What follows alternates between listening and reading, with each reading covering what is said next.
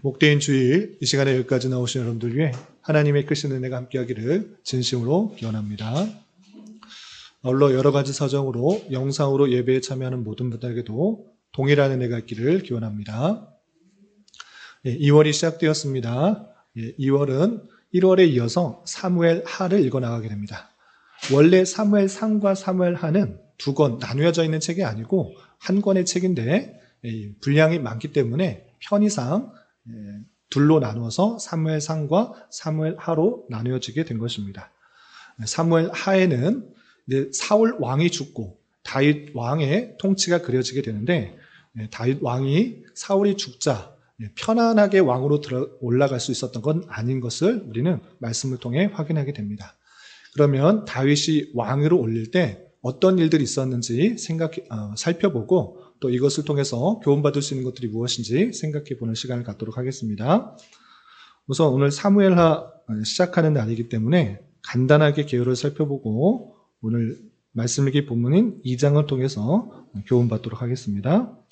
먼저 사무엘하의 배경을 살펴보면 사무엘 상은 사사시대 마지막 사사라고도 할 수 있는 선지자이자 또 사사이자 또 제사장의 역할을 한 사무엘과 그의 통치권이 사울 왕으로 이어지는 장면, 그 배경이 사무엘 상인 것입니다. 그때의 배경 속에서 왕이 어떻게 세워졌는지 또 초대 왕이 어떤 통치를 하였는지를 하나님의 관점에서 기술한 것이 사무엘 상이고, 또 사무엘 하는 그 배경이 다윗이 어떻게 왕으로 올랐고 또 그의 몰락은 어떻게 이어지는지 다윗의 통치 기간에 있었던 내용들을 기록하고 있는데, 그냥 사실 하나하나 연대기를 쭉 쓴 것이 아니라 하나님의 관점에서 잘한 것들을 드러내고 또 그렇지 못한 것을 강조하면서 무엇을 생각해야 될지를 알려주는 것을 볼 수 있습니다. 그래서 많은 전쟁이 있음에도 불구하고 전쟁들의 그 내용들을 강조하기보다는 잘한 것들로 말미암아 어떤 일들이 있고 또 잘못한 것으로 말미암아 어떤 결과를 낳았는지 그 내용들을 기록하고 있다. 그래서 단순한 역사 기록이 아니라 하나님의 관점에서 잘한 것을 부각하고 또 잘못한 것으로 말미암아 어떤 일들이 일어나는지를 강조하고 있는 역사다, 이렇게 생각하시면 되겠습니다.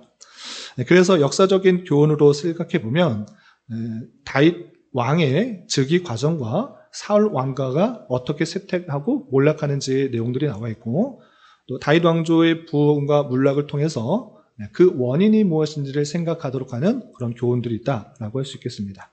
또 교리적으로는 하나님께서 이스라엘 역사를 통하여서 또 역사의 모든 사건을 통해서 하나님께서 거룩한 목적을 위하여 계속적으로 인도하시고 주관하시고 섭리하신다는 것들을 강조하고 있고, 또 아주 중요한 또 사무엘하의 기록론적인 내용이 나오는데, 그것은 다윗 왕에게 약속한 그 내용을 통해서 하나님의 나라가 견고하고 또 영원할 것을 표현하고 있는 그 약속이 나옵니다. 이른바 다윗 언약이 사무엘하에 나오는 것입니다. 그래서 다윗의 자손을 통해서 메시아가 나올 것을 예표하고 있는 것입니다.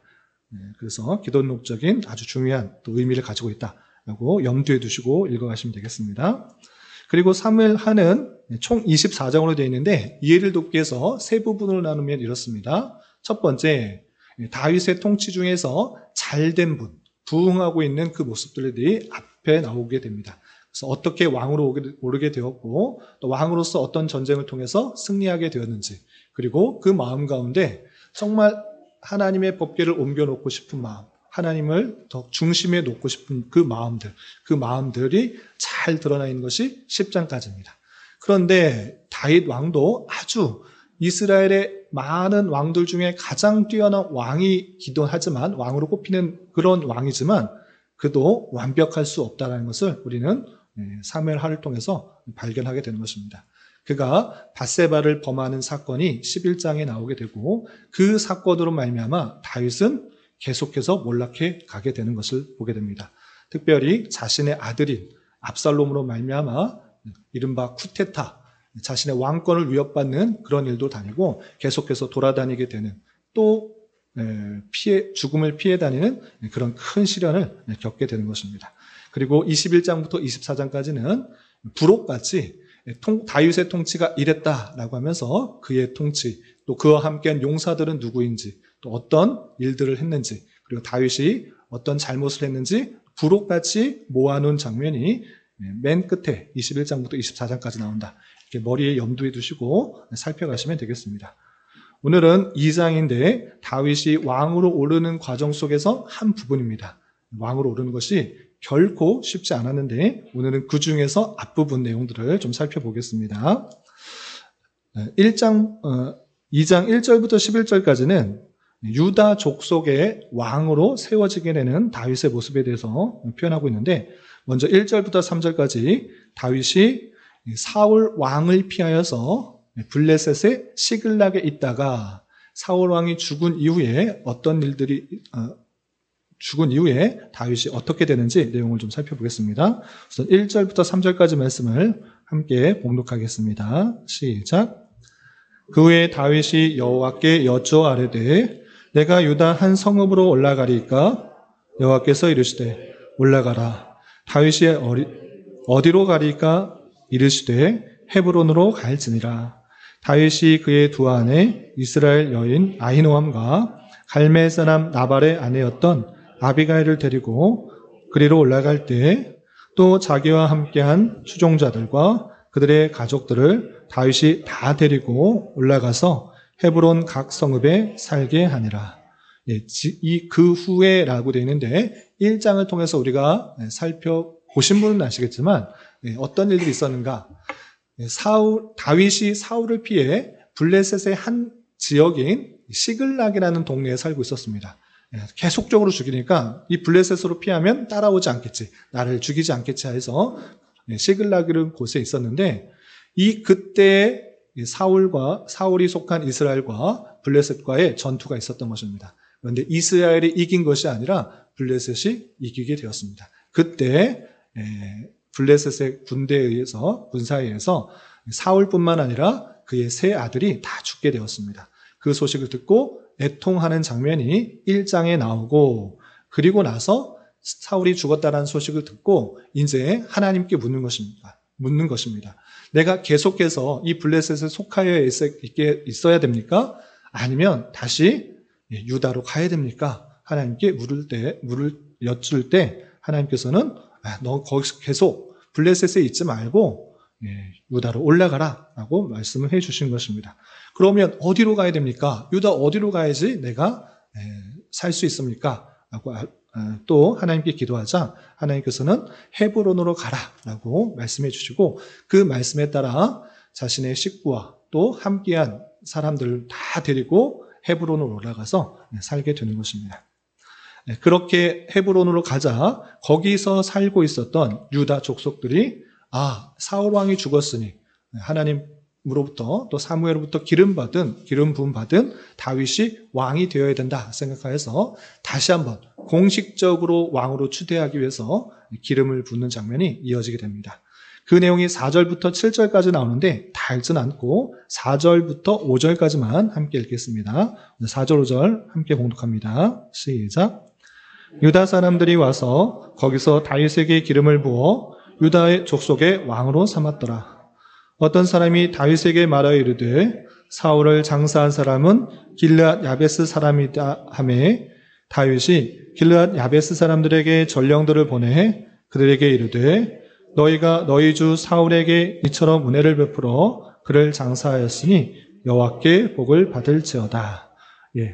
그 헤브론으로 갔더니 헤브론이라는 지역은 유다 족속의 지역인 것입니다. 그래서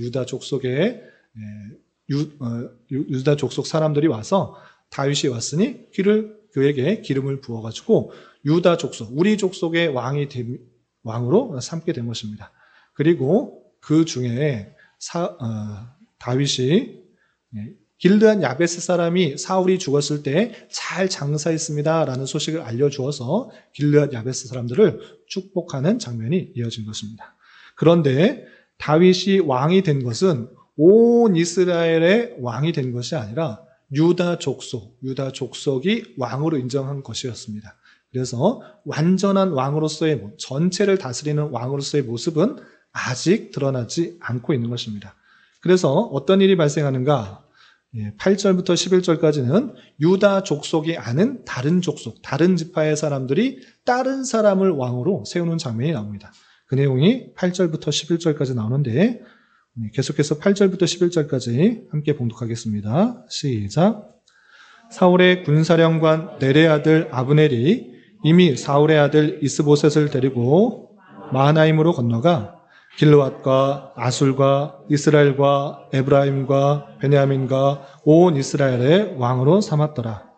사울의 아들 이스보셋이 이스라엘 왕이 될 때에 나이가 40세이며 2해 동안 왕위에 있으니라. 유다 족속은 다윗을 따르니 다윗이 헤브론에서 유다 족속의 왕이 된 날수는 7년 6개월이더라. 유다 족속의 왕으로 됐지만 모든 사람들이 다 왕으로 인정한 것이 아니었습니다. 아직 이게 긴가민가 할 때 사울이 죽었다는 소식을 들었는데 정말 그 다윗이 온 이스라엘 다스릴 왕이 될 것인가 긴가민가 하는 그때에 어떤 사람이 등장했습니다. 어떤 사람이냐? 아브넬이라는 사람이 등장했던 것입니다. 이 아브넬은 누구냐라면 사울의 군사령관이었습니다. 그러니까 사울을 따라다니면서 그를 보호하던 그런 군사적으로 높은 지위를 갖고 있었던 사람입니다. 그런데 자신이 모셨던 사울이 죽자 자신은 직위를 잃어버리게 될 것 같아 이렇게 되면 다윗을 섬기는 사람이 높은 자리에 앉고 나는 낮은 자리에 갈 수밖에 없다. 이러면 안 되고 다윗을 왕으로 모시는 것이 아니라 사울의 정통성을 따라서 사울의 아들이 왕이 되어야 된다. 이렇게 생각을 했던 것입니다. 그래서 사울의 4아들 중 죽지 않은 아들 이스보셋, 몸이 불편한 그런 아들인데 그 이스보셋을 데리고 마하나임으로 가는 그 헤브론과 좀 멀리 떨어져 있는 그곳에 가서 다른 지파 사람들을 다 불러놓고 이 사람이 사울의 아들이니 이가 왕이 되어야 된다라고 하면서 왕으로 세우게 된 것입니다. 그래서 한 나라에 유다 지파에서 세운 그런 유다 족속의 왕 다윗이 생겼고 그리고 나머지 지파에서 사울의 아들인 이스보셋을 왕으로 세우는 2명의 왕이 나타나게 된 것입니다.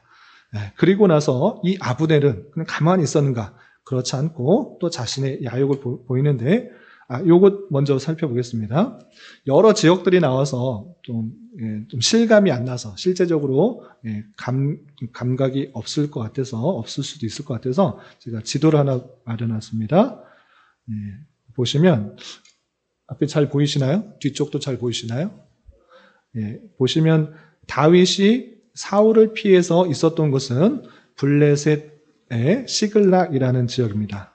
그래서 원래 이 시글락이라는 곳에서 피하여 있다가 사울이 죽자 하나님께 여쭙고 또 어디로 가야 되는지를 듣고 유다 족속의 큰 성인 헤브론으로 이동을 하게 됐던 것입니다. 이곳에서 유다 사람들이 다윗에게 기름 붓고 왕으로 모셨지만 모든 지파가 다 인정한 것이 아니라 정말 긴가민가 하고 있을 때 먼저 이 사울의 군사령관이었던 아브넬이 사울의 아들인 이스보셋을 데리고 마하나임으로 가서 왕으로 세웠다 그랬습니다. 그래서 마하나임은 어디냐라고 할 때 헤브론으로부터 북동쪽으로 멀리 떨어져 있는 곳인 것입니다. 요단강 동쪽편에 길르앗 야베스와 좀 가까운 지역에 마하나임인데 이곳에서 이스보셋을 왕으로 세웠던 것입니다. 지적을 참조해 주시기 바라고 다시 본문으로 돌아가서 아브넬이 계속해서 또 문제를 일으키는 장면이 나오는데 아브넬로 말미암아 유다와 이스라엘 같은 그런 나라의 그 사람들끼리 내전하게 되는 사람을 죽이게 되는 그 일이 발생하는 장면이 17절까지 이어지게 됩니다. 먼저 12절부터 13절까지 어떤 일을 꾸미는지 12절 13절 계속해서 읽어보겠습니다. 시작. 넬의 아들 아브넬과 사울의 아들 이스보셋의 신복들은 마하나임에서 나와 기브온에 이르고 수르의 아들 요압과 다윗의 신복들도 나와 기브온 못가에서 그들을 만나 함께 앉으니 이는 못 이쪽이요 그는 못 저쪽이라. 아브넬이 자신의 신하 또 사울의 이스보셋을 따르는 신복들을 다 모아가지고 기브온이라는 곳에 갔습니다. 기브온에 큰 못이 있는데 그 못에 진을 치고 딱 있는 것입니다. 갑자기 군대를 일으키고 왕을 세우고 곳에 진을 치니 다윗의 신복들도 가만히 있을 수가 없는 것입니다. 그래서 다윗의 군사령관이라고 할 수 있는 요압, 그리고 다윗의 신복들이 또 큰 무리를 가지고 또 그 못 반대편에 진을 치고 있게 된 것입니다. 그래서 같은 민족인데 왕이 따로 세워짐으로 말미암아 일촉즉발에 대치하고 있는 그 모습들이 생긴 것입니다. 대치만 하고 있었던 것이 아니라 이 아브넬은 쓸데없는 이야기를 하면서 전쟁을 부추기는 그 장면, 그 말을 하게 됩니다. 그 내용이 14절부터 15절 이렇게 되어 있습니다. 계속해서 14절, 15절 함께 봉독합니다. 시작.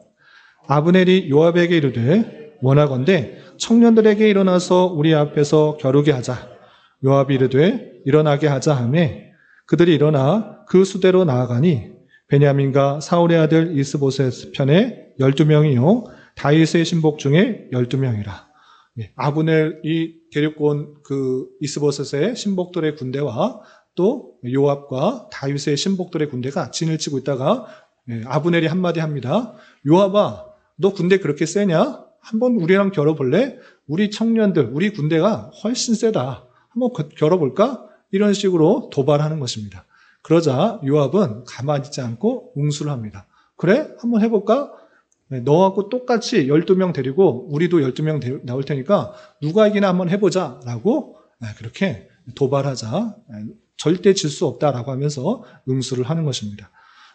그러할 때 어떤 결과를 낳게 되느냐. 16절, 17절 계속해서 읽어보겠습니다. 시작.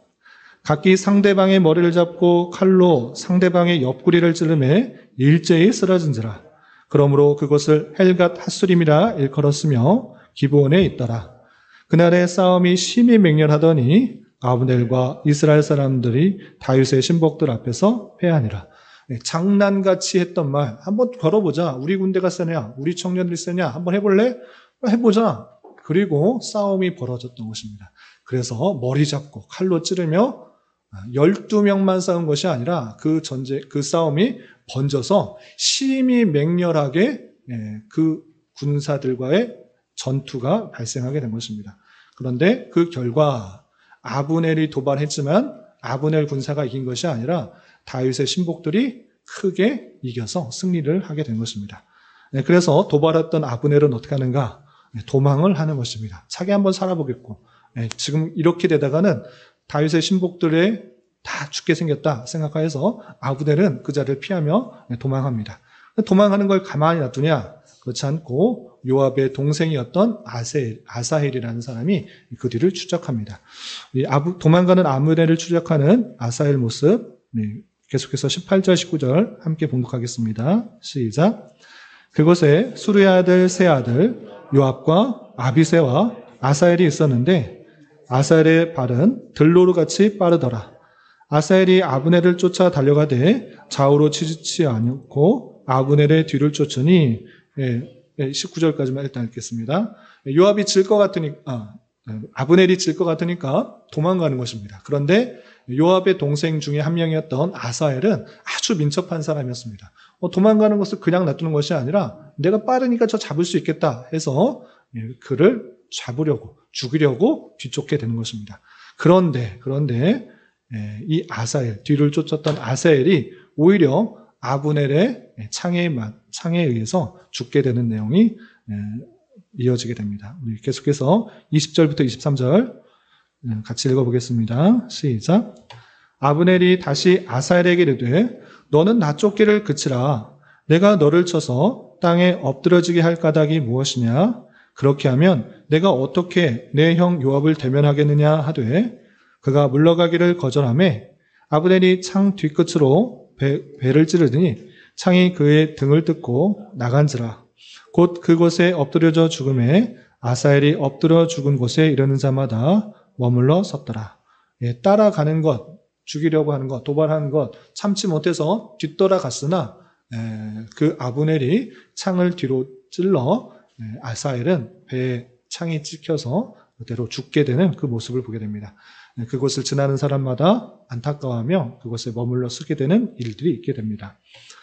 그리고 아브넬은 계속해서 나를 쫓지 말아달라고, 계속하면 이 아사엘이 죽은 것처럼 많은 사람이 또 죽게 된다, 따라오지 말고 이제 멈춰달라라고 요청하는 장면이 24절부터 29절까지 나오는데, 그래서 휴전이 이어지는 장면이 나오는데 기니까 달진 않고요. 26절부터 28절까지만 함께 봉독하겠습니다. 시작. 아브넬이 요압에게 외쳐 이르되 칼이 영원히 사람을 상하게 했느냐?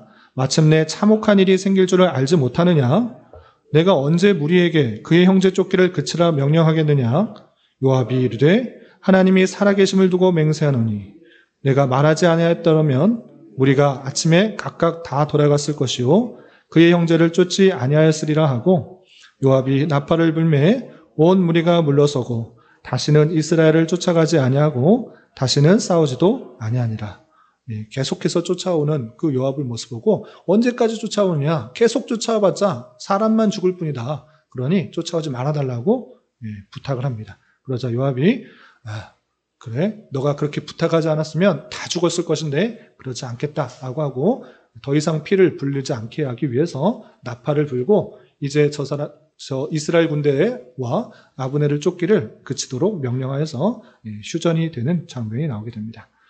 그리고 돌아오면서 얼마나 피해가 컸는지 정리한 내용이 30절부터 32절까지 나오는데, 마지막으로 30절부터 32절 함께 봉독하겠습니다. 시작.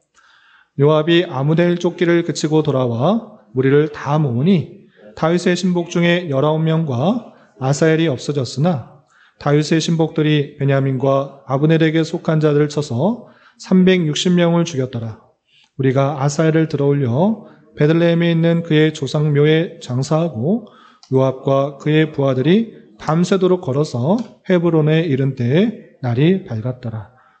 이제 휴전을 하고 더 이상 쫓아가서 죽이는 일 하지 말자라고 하고 다시 사람들을 모아서 누가 죽었는지 전세를 파악해 보니까 적진, 그러니까 아브넬이 데리고 있었던 사람들은 360명이 죽었고, 또 다윗의 신복들 19명이 죽었고, 또 요압의 동생이었던 아사엘이 죽어서 이 아사엘을 장사하고 다 모아서 헤브론으로 밤새도록 돌아왔다라는 내용으로 마쳐지게 됩니다.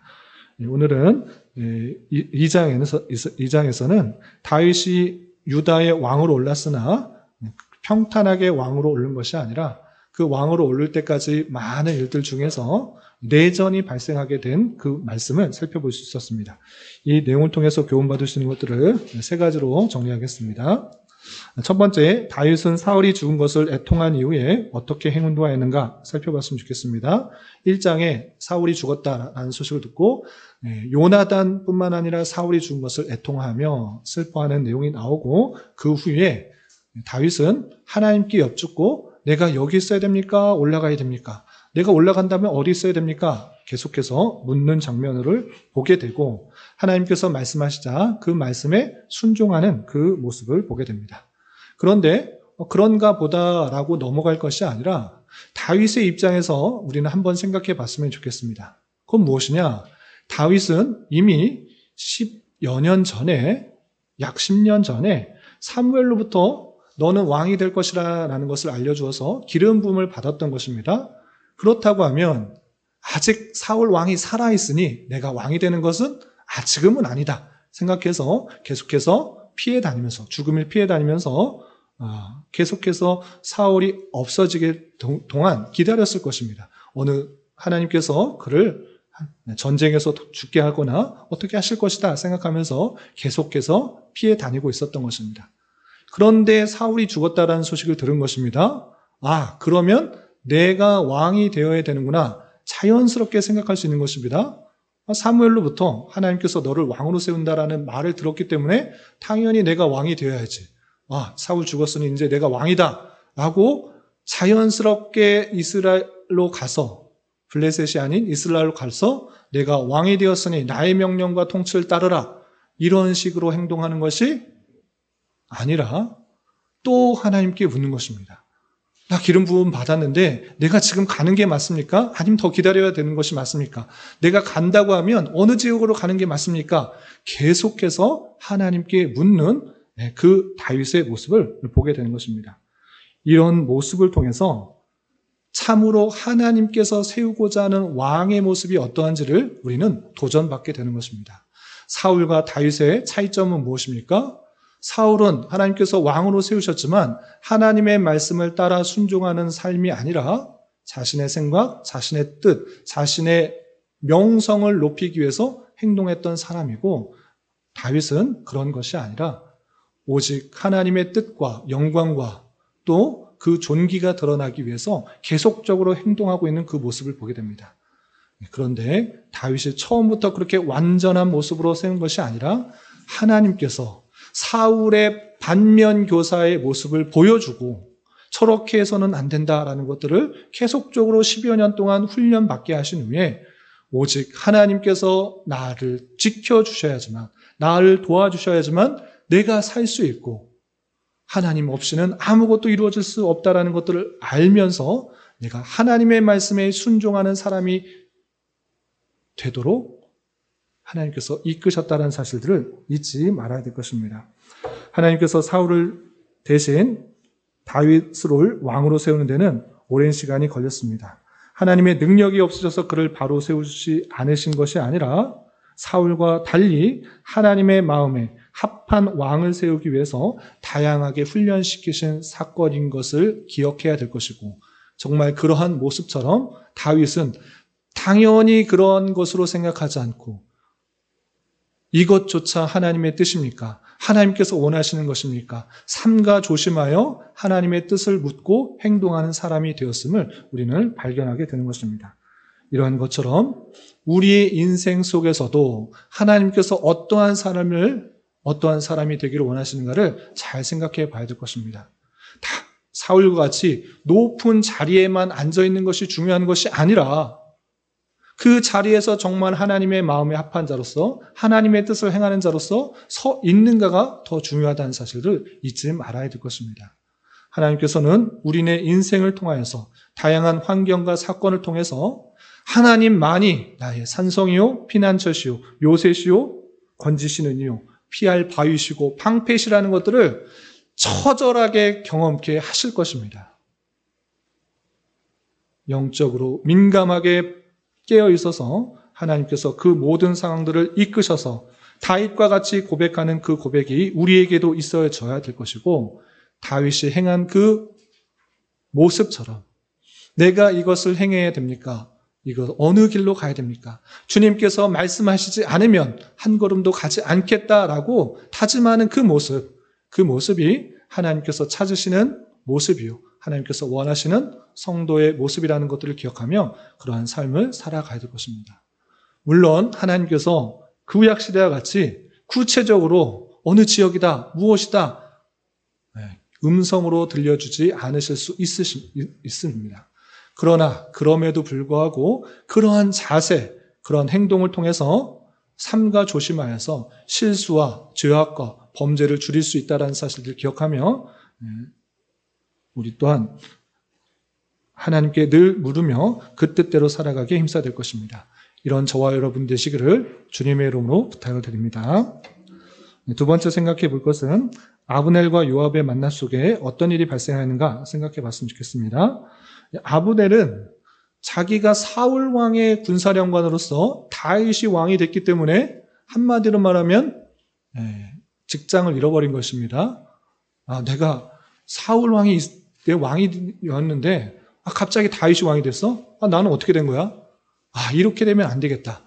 이런 일은 없다. 이러면 안 되고 당연히 왕은 그 자녀가, 그 아들이 왕위를 이어야지 해서 하나님께서 어떻게 하셨는지는 전혀 상관없이 자신의 유익과 또 명성과 이익을 위해서 사울의 아들이었던 이스보셋을 왕으로 세웠을 뿐만 아니라 자신의 군대들, 그 이스보셋의 신복들 데리고 다윗의 신복들과 한번 겨뤄보자.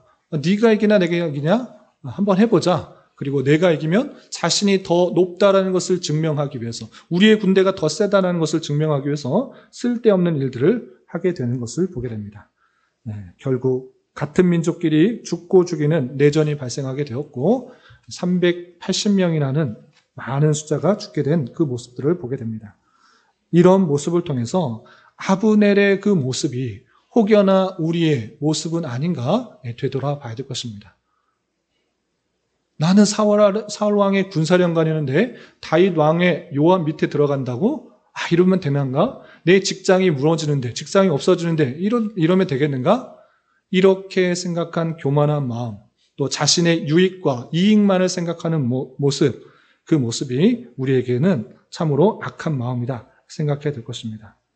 자신을 높이려고 하는 그 교만한 마음은 패망의 선봉이요 넘어짐의 앞잡이라고 분명히 경고하고 있는 것입니다. 우리는 이 땅을 살아가면서 어떠한 삶을 살아가야 되는가? 자신을 높이고 자신이 드러나고 자신이 왕같이 또는 높은 사람처럼 드러나는 것이 아니라 섬기는 사람이 되어야 된다라고 분명히 말씀하고 있다는 사실을 잊지 말아야 할 것입니다.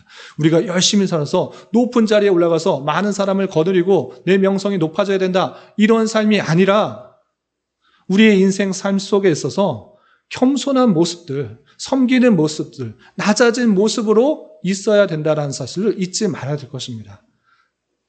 주님께서도 분명히 자신은 섬김을 받으러 온 것이 아니라 섬기러 오셨다. 우리가 믿고 의지하고 섬기는 그 분이 섬김을 받으러 오신 것이 아니라 섬기러 오셨는데 우리는 섬김을 받으려 하고 높아지려고 하고만 있지는 않은지 되돌아봐야 될 것입니다. 또한 주님께서도 제자들에게 누구든지 높아지려고 하는 사람은 섬기는 사람이 되어야 된다라고 말씀하셨다는 사실들을 잊지 말아야 될 것입니다. 우리는 늘 자신의 부족함과 연약함을 깨달아 나보다 남을 낮게 여기고 교만한 마음이 아니라 겸손한 마음으로 섬기는 마음으로 이 땅을 살아가야 되는 것입니다. 그러할 때 하나님께서는 높이시기도 하고 그런 사람을 들어서 하나님의 선한 일들을 행하도록 하신다는 사실을 잊지 말아야 할 것입니다. 왕이 되어서 내가 왕이니 내 뜻대로 하겠다, 이런 사람을 원하시는 것이 아니라 왕은 백성들을 섬기는 것이고 하나님의 뜻을 따라 수행하는 자리다, 섬기는 자리다, 이런 삶을 원하신다는 사실을 기억하며 우리의 한평생이 높아지고 교만하고 다스리려고 하는 삶이 아니라 겸손하고 섬기는 사람이 되어야 될 것입니다. 이런 저와 여러분 되시기를 주님의 이름으로 부탁을 드립니다. 마지막 한 가지 더 생각해 보면 좋을 것은 유다와 이스라엘 내전은 어떤 결과를 낳았는가 생각해 봤으면 좋겠습니다. 맨 마지막에 이제 휴전하게 되고 더 이상 쫓아가서 또 죽이고 이런 거 하지 않고 그만하도록 하겠습니다. 그리고 다 조사해 보니 다윗의 신복들 19명과 아사엘이 죽고 또 이스보셋의 신복들 360명이 죽었다, 이렇게 기록되어 있습니다. 이 내용을 통해서 우리는 참으로 생각해 볼 것은 아브넬이 어리석은 행동으로 말미암아 이스라엘 전체에 큰 영향을 미치게 된 것을 보게 됩니다. 죽이지 않아도 될 사람, 죽지 않아도 될 사람 약 380명이 죽게 된 것입니다. 이런 말씀을 통해서 한 사람의 실수, 한 사람의 잘못된 판단, 한 사람의 죄악으로 말미암아 공동체에 미치는 영향이 대단히 크다라는 사실들을 잊지 말아야 될 것입니다. 우리들은 사회의 한 구성원이자 공동체의 한 구성원이라는 것들을 기억해 보며 내가 한 행동으로 말미암아 공동체가 큰 영향을 미칠 수 있게 된다는 것들을 삼가 조심하여서 내 기쁨과 유익만을 추구하는 그런 삶이 아니라 교회의 덕이 되는 그런 삶을 살아가야 될 것입니다. 그러므로 말미암아 주님의 뜻을 이루며 우리 삶이 또 더욱더 경건에 이르도록 힘써야 될 것입니다. 그런 저와 여러분 되시기를 주님의 이름으로 부탁을 드립니다. 그리고 이 말씀을 좀 더 성경 전체에 확대해서 좀 확장 적용해 보고자 합니다. 물론 이 말씀이 드러내고자 하는 것은 아닌데 또 오늘 성찬 예식과 관련해서 또 성경 전체의 교훈과 함께 생각해 봤으면 좋겠습니다. 이 아브넬의 잘못된 판단, 욕심, 교만, 쓸데없는 행동으로 말미암아 많은 사람들이 죽게 되고 또 부정적인 영향을 나라 전체에 끼치게 되었는데 성경 전체와 또 비교하여서 생각해 볼 때 이것은 첫사람인 아담인 지었던 죄로 말미암아 인류에 들어온 그 죄악을 한번 생각해 봤으면 좋겠습니다. 오늘날 왜 이렇게 힘들게 살아야 됩니까? 왜 이렇게 고통스럽게 살아야 합니까? 우리 주변에 불의한 사람들이 왜 이렇게 많습니까? 아무리 뼈 빠지게 노력해도 이렇게 힘든 일들만 있습니까? 고통과 슬픔과 불의만 넘치는 이 세상 정말 살기 힘듭니다. 이렇게 살아야 됩니까? 라고 할 때 이런 죄악된 세상이 들어오게 된 것은 힘들고 어려운 세상을 살게 된 것은 아담의 죄로 말미암아 모든 세상에 죄악이 들어왔고 악한 세상이 되게 되었다는 사실들을 잊지 말아야 될 것입니다. 죄로 말미암아 우리가 하나님과의 관계가 끊어진 정말 비참한 그런 모습에 있었음에도 불구하고 우리를 긍휼히 여겨주시고 택하신 백성들을 위해 이 땅에 오셔서 십자가에 달려 돌아가심으로 말미암아 우리를 구원하셨고 또 영생으로 이끄신다라는 그 사실들을 함께 기억하며 주님의 놀라운 그 사랑, 이 죄악을 끊기 위해서 이 땅에 오신 그 예수 그리스도의 사랑을 기억하며 성찬 예식에 참여해야 할 것입니다. 성찬 예식을 통해 큰 은혜와 도전을 받을 수 있는 저와 여러분 되시기를 주님의 이름으로 부탁을 드립니다. 기도하겠습니다. 하나님 아버지 감사합니다. 오늘 말씀을 통해 다윗이 유다의 왕으로 오르면서 생기게 된 여러 가지 일들에 대하여 살펴보았습니다. 이런 말씀을 대하는 자로서 이 땅에서의 성도의 삶이 하나님께서 원하시는 주님의 자녀요 천국 백성으로서 훈련하는 기간인 줄 알아 다양한 환경 속에서 주님께서 어떠한 분이신지를 잘 깨닫고 삼가 조심하여 주님의 뜻을 묻고 그 뜻대로 행하기에 더욱더 힘쓴 자 되게 하여 주시며 늘 자신의 부족함과 연약함을 깨달아 겸손히 주님만을 의지하고 주어진 자리에서 나보다 남을 낮게 여기며 섬기는 자 되게 하여 주셔서 모든 것이 가하나 모든 것이 유익한 것이 아닌 줄 알아 나 하나쯤이야 하는 생각으로 공동체에 악한 영향력을 끼치는 것이 아니라 선한 영향력으로 주님의 교회에 더욱더 덕을 세울 줄 아는 자 되게 하여 주시옵소서. 이제 예비된 성찬으로 나아갑니다. 우리의 죄악을 위하여 주님께서 어떠한 모습을 보여주셨는지 깊이 생각하며 진심으로 감사 찬송할 수 있는 은혜의 시간이 되도록 인도하여 주시옵소서. 예수님의 이름으로 기도 올리옵나이다. 아멘.